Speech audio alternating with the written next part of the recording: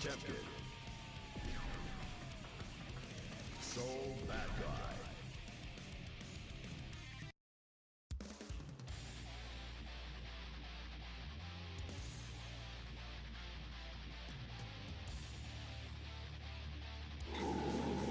Okay, so I figured this would be a great opportunity for me to actually discuss a few things about the Hitbox. So I've just recently started playing on this. This was made by JuanminiDIY Customs. So it's a Philippine-based manufacturer. He basically makes all of the stuff himself. He orders the parts per your specifications. It's some pretty awesome stuff, really, and I'm really excited about the fact that I was actually able to get it made with a stick. So that way I don't have to worry too much about not being able to learn on the Hitbox in case it goes belly up and I'm not able to learn how to play accurately on the Hitbox. I can always fall back on using the stick.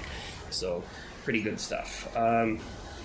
Basically, I just want to talk about the approach to learning on the Hitbox. I'm not a professional by any means. I actually still fucking suck at the game and learning how to use it, but it really helps to have a bit of a formulaic approach to how you practice with this thing, because a lot of people tend to get overwhelmed. Like, it's all buttons and shit, right? Like you can see here. So these are all Sanwa buttons, and the artwork's by my daughter, so some pretty fun stuff going on there. But you can sort of see why people get overwhelmed. Like, this is left, this is down, this is right, and this is up, basically your jump button. So it's set up in such a way where it makes sense for where your hands rest, and then you can use your right thumb for jumping, or your left, depending on what you're trying to do. I personally prefer using my right thumb for it, just because it lets me get a little bit more flexibility with my movement. So you can see jumping backwards, jumping forwards, super jumping backwards, super jumping forwards. So I just sort of plink it down and then up and left. So down, up and left, down, up and right. Sort of does that. Charge motions, fairly easy. Lets me even get it after certain moves where I'd normally have to do a bit of finagling for it. So the combo would normally look like this. It still takes some getting used to. Let's see. So you launch into that, Roman cancel, and then there you go. And 6H to break the ball. So all together it looks like this. And then you get 6H wall break. Yeah. Very basic stuff with Potemkin. Potemkin is really the main reason why I wanted to get a Hitbox in the first place, is because it's so hard to do Kara inputs on a pad, right? Basically, Kara cancels are essential for Potemkin if you want to have better access to mind games. So, like, let's say his Buster, his command grab, which is that, right? Obviously, from this range, I can't grab him, but if I Kara it, which is basically just canceling this move into the Buster. So you do it by inputting the directions, and then forward and kick, which is the command for that, and then you quickly press punch. So altogether it looks like that, right? Very fun stuff, really. Always a joy to learn on a new system or on a new platform. It's not something that I've done in a while, so I haven't really played stick or anything other than a pad for a very long time. So this is really fun stuff for me. And you can pretty much Kara cancel anything. So this is me Kara canceling a heat knuckle. This is Kara canceling, and this is the tricky one, the Garuda impact.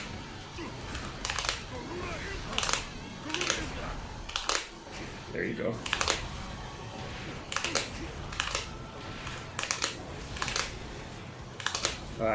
This is the hardest thing to practice about it, and what I recommend doing when you're trying to learn on this damn thing is you have to absolutely start off with having the on-screen joystick visible, right? So I started with it on so that I could get used to it. So essentially, you want to get used to things until they feel natural. So on the on-screen display, you'll see this is quarter circle back, or 214. This is quarter circle forward, or 236. And you just want to get that down until it feels natural for you, right? So backward mega fist, forward mega fist, through to impact, which is 214H. Charge motions are fairly straightforward, that's not very difficult. Now, half circle motions are a bit trickier, so it's this basically, right? And on the on-screen display, you can see if you do it too fast, you get a diagonal sometimes, or it doesn't register, right? So this is half circle forward, this is half circle back. And for Potemkin, half circle back matters because he actually has moves that use that. So FBB, which is the flick. And obviously it forms the bigger part of the command for his Potemkin Buster, right? So there you go. Kara canceling that is also trickier, but you need to make sure that you're getting it right. So on screen you'll see that you're doing the full half circle when you do it that way. Some people slide it like that. I don't like it because it feels sloppy. I prefer precise inputs. And it's the whole reason why I got a hitbox in the first place, is because I wanted precision. So, there you go. Potemkin Buster, right? So it takes some getting used to. You might have to remap your own controls, depending on how you normally would play whatever game it is that you're trying to play on, right? You will have to map or remap your controls, but I kept mine basically, so it's punch, kick, slash, heavy slash, in that order. So punch, kick, slash, heavy slash. So that's basically what I have, and it's very interesting because not many people actually think about that, right? They like I have a different layout for my for DNF. I have a different layout for Strive. I have a different layout for Tekken, which are the three games I'm sort of dicking around with right now to try to figure out how to use this damn thing, because it's tricky. Fortunately, Potemkin doesn't have any real 360 movements, because 360s are a bit difficult. So 360 normally you do right, down, up, or right, down, left, and then end with up. So when you're doing something like that, it's a lot harder. And he has an alternate input for his Potemkin Buster, which is basically a 360, right?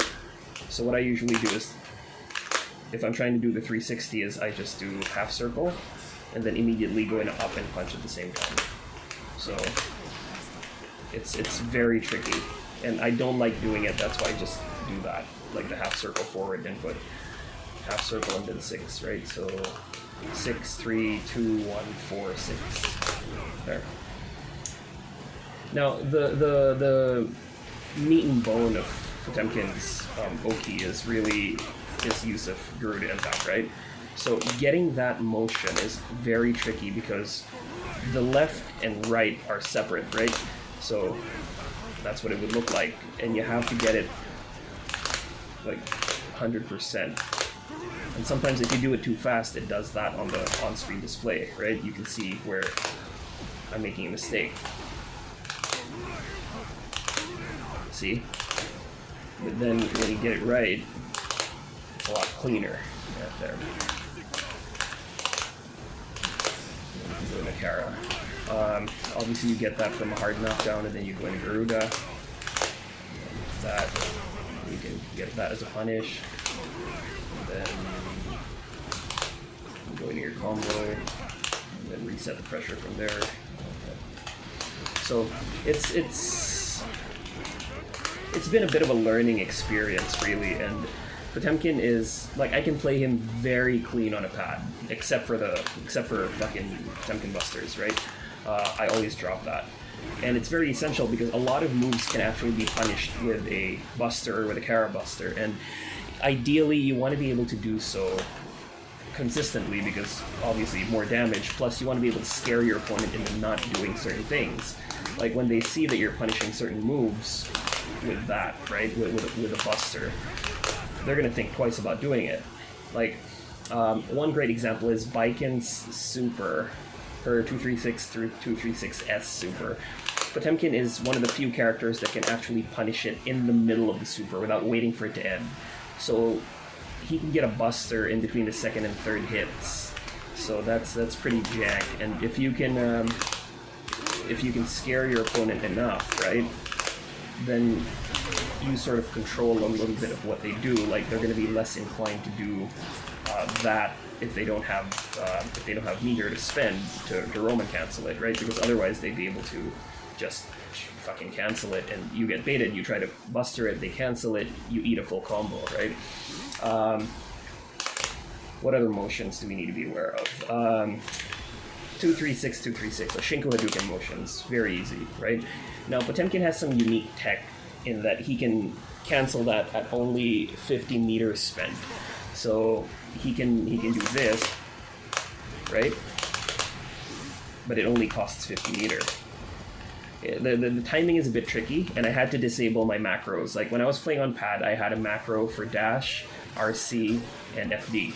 I don't need FD anymore because obviously I have access to 2 buttons simultaneously without any risk on this thing, right? See, FD. But I had to do away with RC macro because I kept pressing it accidentally. So doing this into a cancel is actually a lot trickier now because, see, and getting the buster after it is even harder. Ah, damn it. Because you have to input the buttons so quickly.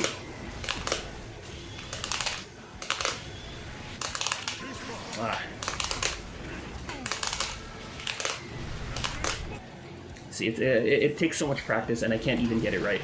So that's probably the next thing I'm going to be doing. But essentially, you're going to want to play with the on-screen joystick at first, right? At first, so that you can tell if what you're doing is correct, and then you start building your muscle memory from that.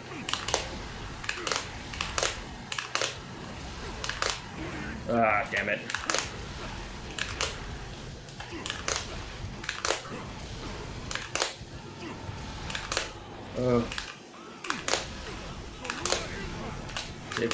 See, it's so much harder there, right? And once you've gotten your muscle memory to work, right? So, Cara buster, there. Cara buster. Cara buster. See, once you've gotten your muscle memory working, then you can take it off, because that way you're not visually confirming it anymore. And I find that having it on is great at first, but then when you become dependent on it to know if you are pressing it correctly, then you lose a bit of confidence in how you're playing because you're reliant on that. And in an actual match, you won't have access to that, right? You won't be able to see if what you're doing is correct. So, you know, that, I know that I pressed it right, whereas if I had the joystick on screen, I'd have to rely on actually seeing it, right? So, that, and then I can go into slide head for a hard knockdown, and get a meaty close S, Cara busters. There.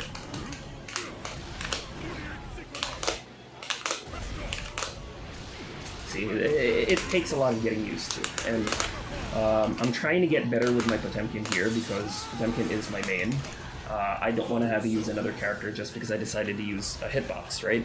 So it really helps quite a bit, and not enough people are, I think, are giving it a fair shake.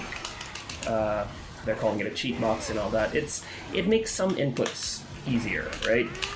because I don't, like when I'm doing a buster, I don't run the risk of accidentally jumping, because on a pad that happens quite a lot, right? But here I get it more precisely because the up button is entirely separate. It's mechanically separated from the rest. So that in itself makes it a little less prone to input mistakes. But the fact that you need to relearn everything basically, just because the cardinal directions are all like fucking separate buttons, and that's not natural if you've been playing on a stick, right? Kara Heat Knuckle. A lot of people need to really readjust things, and I know that like truly gifted fighting game players, like, you know, the pros, they all like learn this thing instantly, and I think it just boils down to like raw skill or innate talent, which obviously I don't have very much of, right? But this device is great. I like that the stick is fully functional and that it's far enough away and it's angled in such a way that I don't accidentally hit it while I'm playing. Like I have not ever accidentally hit it while I'm playing. Like you have to go out of your way to accidentally press it. Like if you want to switch to it, right? If I want to switch to it, then I can.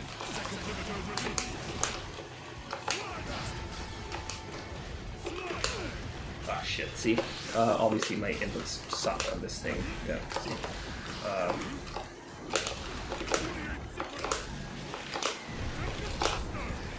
It takes a lot of getting used to. So it's a Sanwa lever, but he fitted it with a bat top. I have a ball top here that it should have come with, but he added the bat top for free. See? So, yeah. And one really spiffy thing that I enjoyed about the board, or about the stick, is it's a Brook device. So you can see it's powered by a Brook board, and I had a transparent panel put underneath so I can see the wiring, right? And what I really like about it is the fact that you don't need any soldering for it. Everything just screws in. And it this board, which is the P4 Plus, actually has audio functionality. So you'll see there's a 3.5mm jack right there, right? And it fully works. Right? It fully works.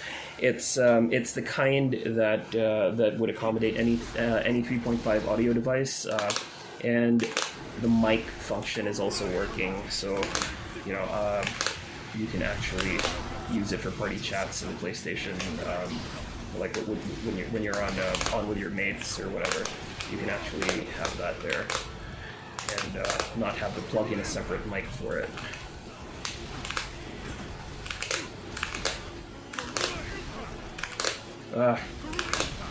There.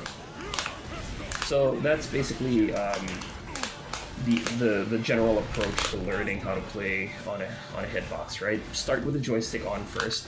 Get used to the cardinal movements. So like the 9-digit movements. Get used to it. Get your hand positions in sync, and you know, start familiarizing yourself with, you know, the more technical inputs for your character. Generally, anyone that has half circle movements, like maybe in gold, in Stride it'll be Gold Lewis. That's going to be quite difficult to use at first, but it's set up in such a way where it's not entirely impossible. It's going to be difficult to learn your way back, but I guess it's kind of like learning how to play a different instrument when you've come from a separate one. You know, there are some concepts you can still universally apply, but then you have to exert a little bit more effort. So, you know, you'll see that I'm getting Kara busters a lot more consistently than I am Kara Garuda impacts, right? Yeah, see?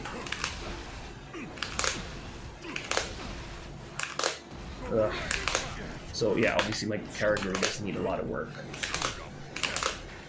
Kara PB's not so.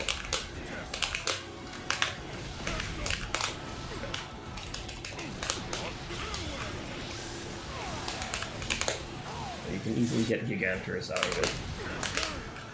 Right, so you can still go into this. Oh shit. But sometimes it ends up like that, right? So your inputs have to be like really spot on.